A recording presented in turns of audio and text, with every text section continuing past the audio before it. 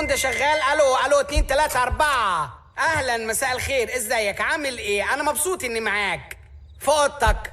انت منين؟ هلو هلو هلو يا جماعة، وحشتوني بجد وحشتوني. حاسة ان انا متخاذلة جدا وبتأخر عليكم كتير وكل ده، فأتمنى تعذروني، وأتمنى برضو ان الأيام اللي فاتت اللي ما كنتش بطل عليكم فيها كده تكون عدت بسلام وبرتم هادي من ناحية كل حاجة بتقلقنا. أنا هنزل الحلقة إن شاء الله يوم 26/6/2026. تاريخ طبعا مميز جدا، مستنيينه من السنة اللي فاتت علشان نحقق فيه كل أحلامنا.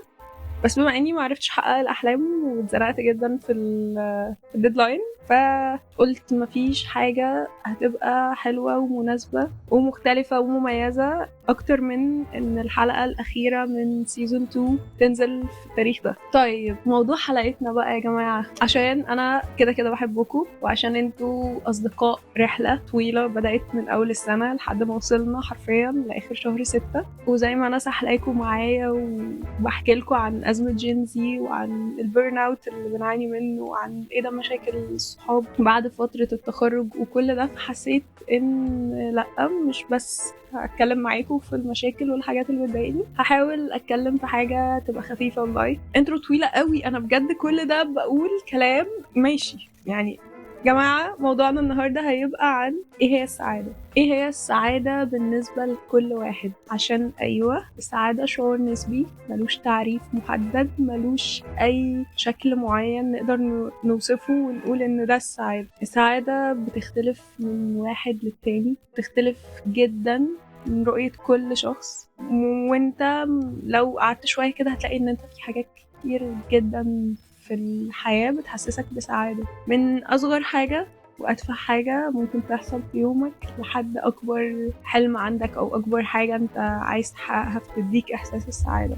السعادة هو الشعور اللي بنحس فيه إن بجد فعلا الأوضة لا تسع أجنحتنا من فرط الفرحة اللي احنا حاسين بيها. بني آدم بيبقى قلبه بيرقص، البني آدم بيبقى أكتف قوي، صوته عالي، ضحكته بجد من الودن للودن، مش عارف يسكت من الفرحة. باختلاف الناس وباختلاف تفاصيلهم وشخصياتهم ومفهوم السعادة عند كل حد، في حاجة بجد بحسها ثابتة قوي، يعني باخد بالي منها كويس جدا في كل الناس، ان فعلا السعادة بتحلي، وفعلا لما بنكون مبسوطين بيبان علينا قوي قوي، وعلى حسب شخصية كل واحد. يعني انا حد من الناس بجد لما بكون مبسوطة يا بخته يا حظه يا سعده يا هناء اللي هيجي في يومي واللي هيعدي قدامي واللي هيتعامل معايا. بجد ببقى ماشية بوزع حب وطاقة لا نهائية على اللي اعرفه واللي معرفوش، وانا متأكدة ان في ناس كتير كده في الدنيا، وده حاجة حلوة قوي، حاجة حلوة بجد ان البني ادم يبقى فيه ريفلكت لمشاعره على اللي حواليه. بجد حاجة في منتهى الجمال، اللي هو انت هتحس اصلا لو قابلت حد كده انه الفرحة بجد او السعادة شيء ماضي. انت مجرد بس ما قعدت مع حد مبسوط وهو بيتكلم بالانبساط والحماس، الطاقة دي هتتنقل لك. ففعلا جملة جاور السعيد تسعد دي مش فيك يا جماعة، وتجربة مؤكدة. خدوا من بسومة وما تراجعوش وراها. بس زي ما قلت لكم، هي بتختلف بجد من شخص للتاني، وبتختلف على حسب الأولويات. كل واحد شايف ايه ممكن يبسطه، وان انا هتبسط لو انا سافرت، انا هتبسط لو انا يا الله خلصت اخر جنيه في جيبي على كوبايه قهوه. ده بالنسبه لي الدنيا وما فيها. غيري ممكن يتبسط بسفريه بره يوروب بقى، واتيفر المكان اللي هيسافروا. في ناس ما بتحسش بجد بتعب ومشقة مثلا الحياة لو فضلت قاعدة مثلا مطبقة وبتتفرج على أفلام ومش عارفة موفي نايت مثلا مع إخواتها قرايبها أصحابها أيا كان. واللي هو أنا مثلا صاحية من 7 الصبح، نزلت الشغل، رجعت الساعة 4، أكلت لقمة ونزلت رحت لصحابي، سهرنا لحد 4 تاني يوم، فأنا يعتبر نايمة مثلا من اليوم اللي قبله 4 ساعات، وإرهاق بقى وتعب الحياة وكل ده، بس على قلبي زي العسل.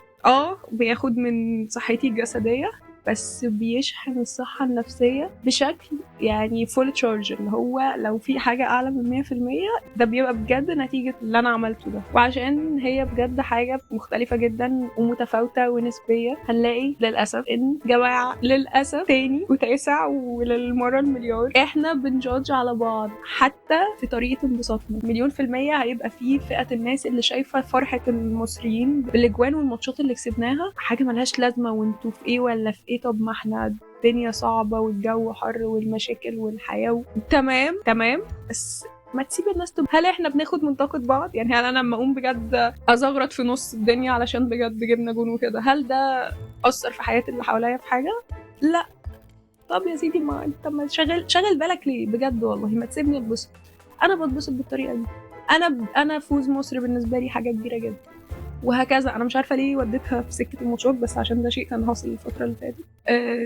في كل حاجه في الدنيا احنا للاسف فعلا طول ما احنا عايشين بنقابل من اقرب ناس لحد الناس اللي ما نعرفهاش واللي ما تعرفناش بيبصوا على حياتنا من بعيد ويشوفونا بجد لازم يحكموا علينا. معرفش ليه، بجد معرفش ليه خالص. الناس ما بتحطش لسانها في بقها عادي. متشغلش بالك انت يا ابويا، روح انت بقى شوف مصالحك وحياتك وعيش في دنيتك، وسيبني اعيش في دنيتي، وسيبني اتبسط بالخروجه اللي انا، سيبني اتبسط بالسفريه اللي انا سافرتها، وش فرحتي اوفر على الحدث يا سيدي. ده انا ستيل ده ما اثرش عليك في حاجه، فليه تحكم عليا؟ وليه تديني تعليقات سخيفه ملهاش لازمه؟ وهكذا بقى. يعني احنا عايشين في ده كتير قوي. انا مش عارفه انا كلامي مرتب ولا لا، بس لو حسيتوه عشوائي يعني زقوا معايا الدنيا عشان الحلقه مش سكريبتد. ودي حاجه بتبقى بالنسبه لي يا جماعه ألذ واحلى كتير. بحس ان انا بتكلم من قلبي، قاعده مع اصحابي بجد، قاعده مع ناس قريبه مني جدا، بقول الكلام من غير ما افكر وافلتر وكل الكلام ده. بلس انه المونتاج بيبقى سهل قوي. لا عامه بس بتلعثم جدا، يعني بمنتج عشان انا بتلعثم جدا. انا ما اعرفش بقى الناس اللي في حياتي وعارفيني وكده عارفين انا قد ايه بتلعثم وبقول كلمات غلط وبسرح في نص الكلام. انا قصه، انا بجد قصه. نرجع لموضوعنا عشان انا طبعا بحب اخرج من وسط الكلام كده اقعد اتكلم في 40,000 حاجه في نفسي. نرجع لموضوعنا وهو فكره الاحكام، وفكره اننا بنقعد نبص لبعض ان احنا ما بنعرفش نسكت. يعني احنا بجد ما بنعرفش نسكت. وهقول لك حاجه، حتى لو انت بتسكت بس انت بيبقى جواك اللي هو خلاص، طب الموضوع مش مستاهل، يعني مش مستاهل الزيطه دي كلها. خلاص طيب، هو انت يعني اول حد يحضر حفله ستاند اب؟ انا يا جماعه اول حفله احضرها عملت فيديو، صورت فيديو 2.5 دقيقة بعد ما خرجت. كانت في الاي يو سي وكده. فبعد ما خرجت بجد عادي من المكان فتحت فيديو وبدات اتكلم. هو انا كده في المطلق بعمل ده، يعني انا في العادي بحب، عارفين بقى الحوار ده عني، بحب افتح الكاميرا واقعد اتكلم واقول بقى اللي جاي في دماغي واللي انا حاسه بيه، سواء بقى مبسوطه او متضايقه. ولما بكون مبسوطه بحب اعمل كده اكتر عشان بحب اوثق شكلي وصوتي ونبض وفرحتي. بحب اوثق ده جدا واحب ارجع له بعد كذا سنه واشوف بجد الله بصوا بس هما كانت مبسوطه ازاي عشان حضرت حفله. اللي هو الدنيا بسيطه، اللي هو انا كان اقصى مثلا احلامي وطموحاتي ان انا اروح بجد احضر حفله ستاند اب واموت من الضحك وارجع افرد ظهري وانام. بس بحس ان الحياه بسيطه كده الحياه في المطلق بسيطه، مش قوي بس اللي هو احنا فعلا ناس بسيطه وبنفرح بحاجات بسيطه وصغيره وهبله قوي وبتبقى فرحتنا بيها مبالغ فيها. يعني اللي هو انت هتشوف فرحتي هتحس ان انا بجد يعني ما حققت بقى احلام الحياه كلها. لا خالص، ده انا والله يا جماعه لسه خارجه من حفله بجد والله. التنطيط والهبل والهيصه والضجه اللي انتي عاملاها دي كلها علشان حضرتي حفله، طب ما ايه يعني؟ ده بقى رد الفعل اللي بتقابل بيه في كل حاجه. يعني انا اكشلي مثلا لو نزلت اشتريت اوتفيت جديد وعجبني جدا، عجبني بقى جدا، ان هو انتوا مش متخيل انا ده خد دولابي وخدني انا شخصيا في حته تانية، يعني نقلني طبقات بجد. فببقى طايره من الفرح. انا عامه الشوبينج بيبسطني قوي، يعني هو بحب جدا احساس ان انا ارجع من بره شايله اكياس كتير وجايبه بقى حاجات مختلفه وحاجه معرفش هي موجوده في الحياه ولا لا، بس يا جماعه انا بحب شوبينج البيت، يعني بعشق ان انا انزل اشتري طلبات البيت، هو بقى نجيب بقى الخضار واللحمه والفراخ والبهارات وكل الحاجات اللي ناقصانا. انتوا مش متخيلين انا بعشق ده قد ايه. ده بيبقى حدث بالنسبه لي، هو يلا بقى بينا جه ميعاد الريستوك وان احنا نجيب الحاجات اللي ناقصانا وكده. بعشقه بشكل ما حدش يتخيله. ما اعرفش في حد في الدنيا كده ولا لا، بس بتبقى حاجه بجد بالنسبه لي ممتعه جدا، وببسط وببقى راجعه البيت مبسوطه موت انه الله بصوا جبنا ايه. فالمهم نرجع لموضوع الاوتفيت، ان انا لما بشتري حاجه جديده وعجباني جدا بقى طايره، بمشي طايره بيها، يعني انا بفضل طايره بجد من المحل لحد ما اوصل البيت في الشارع، مش ماشيه على رجلي مبدئيا. واول ما بدخل بقيسها بقى وكده وخلاص جينا بقى لليوم اللي انا هنزل بيه بالاوتفيت ده. بلبس وبتشيك وبحط ميك اب وببقى شايفاني انا ازاي جميله كده، مفيش اجمل مني في الدنيا بجد. فبدخل على ماما مثلا بحماس الحياه، والله العظيم محدش هيتخيل بجد انا ببقى متحمسه ازاي. بدخل مبسوطه موت، اللي هو انا باين عليا ان انا مبسوطه جدا، والسبب ان انا بجد لابسه اوتفيت عسول عادي. وممكن الاوتفيت ما يبقاش اوفر جمال زي ما باين اصلا في صوتي وفي طريقتي وانا بتكلم، بيبقى الاوتفيت عادي بجد، حاجه مهندمه على السوله مش اكتر ولا اقل. بس حماسي والله العظيم بيحسسك ان بجد انا لابسه من اكبر براندات العالم، وان بجد الاوتفيت ده خلاص هو ده مرصع بالالماظ والذهب وكده. لا لا، فبتقابل باتيتيود انه جميل حلو. فانا اللي هو حلو يعني ايه حلو؟ يعني ده مش اروع حاجه شفتها عليكم مثلا خلال السنه دي؟ يعني انتوا ازاي كده؟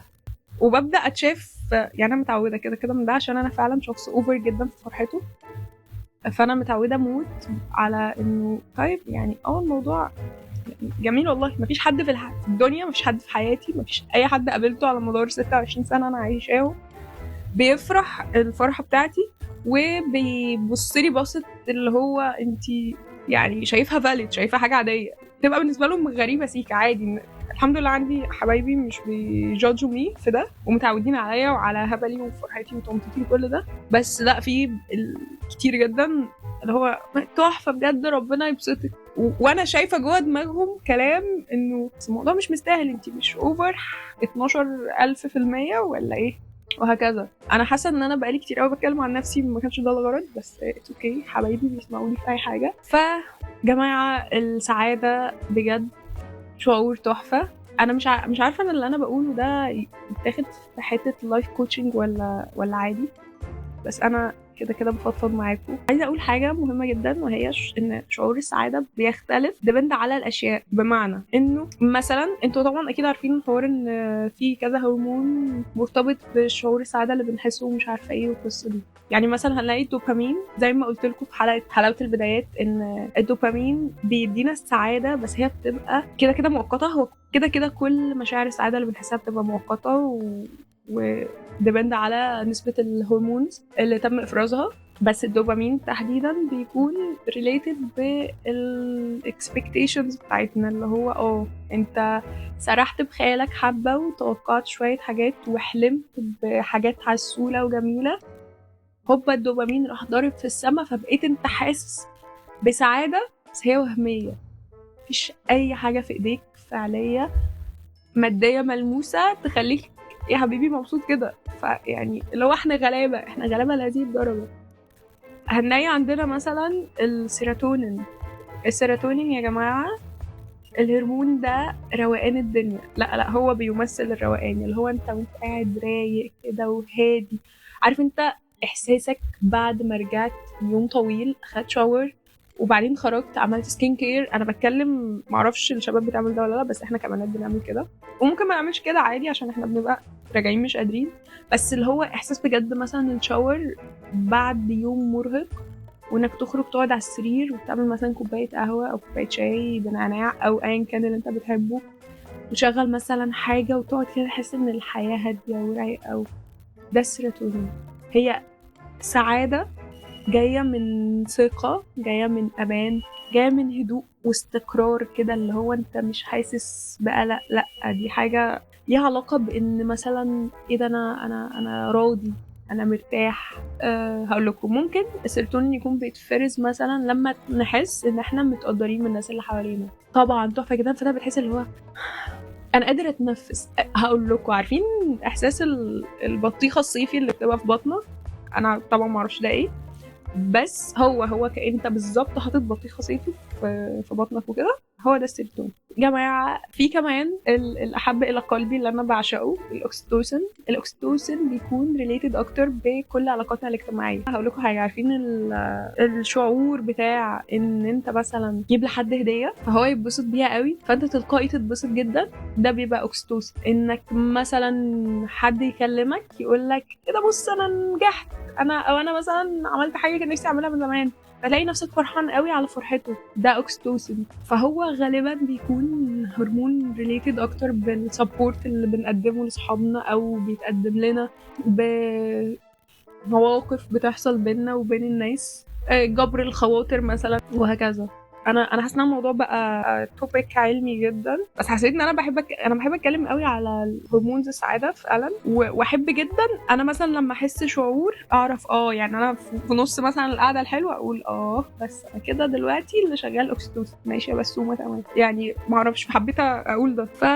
يعني السعادة زيها زي أي حاجة، لما مسكناها كده وحطيناها تحت الميكروسكوب لقينا إن هي شوية هرمونز في دماغنا. والحاجة اللي احنا بنهرب منها دايما إن بجد عقلنا دايما طماع، عقلنا دايما طماع وبيفضل يسعى وما بيرتاحش غير لما اللي هو ماشي أنا والله هديك الهرمونز اللي بتحسسك بالسعادة، بس في المقابل انت هتعملي ايه؟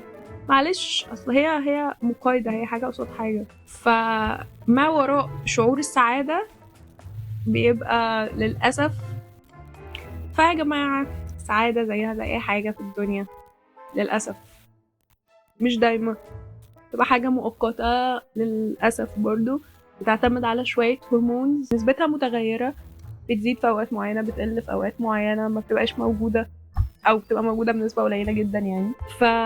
فالسعاده شبه فعلا الريشه اللي طايره في الهواء، مش هتلاقي حد عارف يمسكها ومش هتفضل ثابته وهتفضل بتتحرك بسرعه جدا، ودايما هتلاقي ان عقلك بيلعبك. هو مش هيفضل بيديك الهرمونز اللي بتحسسك بشعور السعاده على طول، مش هيفضل بيديها لك ببلاش، لا خالص، هي بجد مقايضة، حاجة رايحة قصاد حاجة. فمقابل ان انت تحس بشوية اوكسيتوسين او سيروتونين انت مضطر تقوم تشتغل وتسعى، لانه لو انت ما عملتش ده هو مش هيفرز هرمونز، فمش هتحس بده، وهنبدأ نحس بمشاعر تانية مش حلوة. فلا انت مجبر للأسف تقوم وتتحرك وتطور من نفسك وتسعى علشان بس تاخد جرعة السعادة اللي انت عايش علشانها، اللي انت عايش بيها، اللي لما بتحسها بتديك طاقة تكمل فللأسف هي مش محطة مش نعرف نستقر ونرتاح فيها ونقعد كده نحط رجل على رجل، لا هي زي لحظات كده بتروح وبتيجي، جرعات كيميائية سريعة جدا طايرة في الهواء، واحنا مهما عملنا مش هنعرف نثبتها ومش هنعرف نخلي الريشة ما تطيرش ونمسكها. فمطلوب مننا ايه؟ مطلوب مننا ان احنا نستمتع بيها، ان احنا نقدرها، ان احنا في لحظتها ما نفكرش في حاجة تانية. انت دلوقتي مبسوط، خليك حاسس بالانبساط والسعادة دي على قد ما تقدر، عيش اللحظة بكل تفاصيلها الحلوة، واول ما تخلص خلاص يا سيدي نبقى نشوف الدنيا وراها ايه بقى وايه بقى الحوارات التانية وكل ده. وعشان ما اطولش عليكم، مش عارفة طولت ولا لا بصراحة، بس خليني اقول لكم ان السعادة احنا اللي بنصنعها، واحنا اللي في ايدينا اننا نخلي المايند سيت بتاعنا قادر يعمل ده ويتحكم فيه.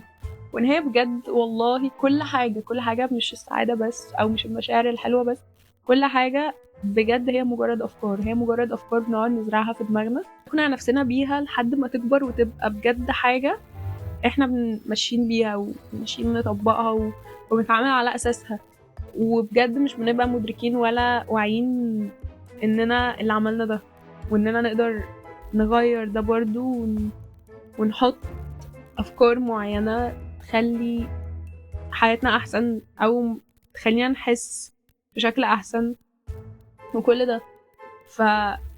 السعادة بجد هتتحقق لما نقتنع ونحاول نطبق ان انا اللي بعملها، ومش لازم حاجات كبيرة، مش لازم انجازات كبيرة خالص، بجد اقل تفاصيل، اقل واصغر التفاصيل كمان في اليوم قادرة جدا ان هي تخلق سعادة وتسيبنا مبسوطين، سواء بقى اكلة حلوة، كوباية شاي، مسلسل هتشوفه.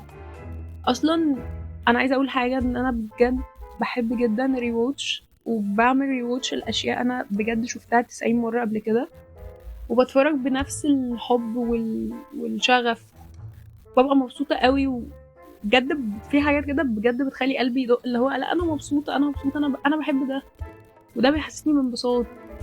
اللحظة دي والله العظيم بتبقى بالدنيا فعلا. فانا بتمنى من كل قلبي ان بجد كلكم تبقوا بخير طبعا، هم مبسوطين وسعداء وقادرين تحققوا سعادتكم بنفسكم، وقادرين تاخدوا بالكم من كل الحاجات الصغيرة اللي بتسبب فرحة وسعادة، وتقدروها وتهتموا بيها. دي آخر حلقة في سيزون 2 من سادة صوت.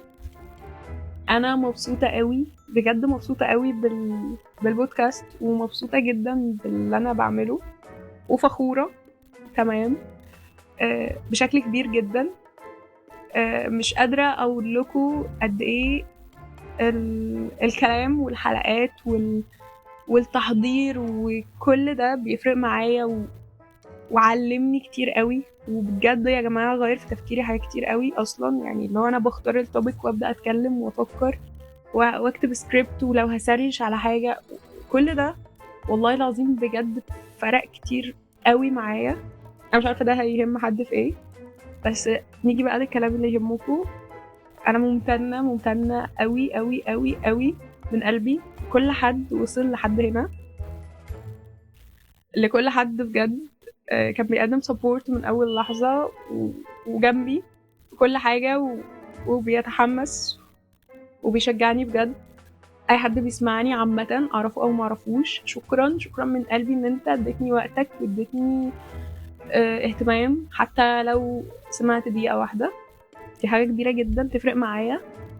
انا بجد بقدر كل ده، ومقدره اكشلي كل اللي وصلي من ناس قريبه مني. بحبكم قوي، بحبكم قوي قوي قوي قوي والله العظيم بجد. شكرا من كل قلبي ان انتوا جزء من حاجه انا بحبها وبتبسط ان انا بعملها. ويعني مش عارفه هيبقى في سيزون 3 ولا لا، بس استنوني. كده كده بسومة لن تكل ولن تمل من ان هي تعمل ستوريز وستوري تايم. بسومة كده كده شغال ومستمر.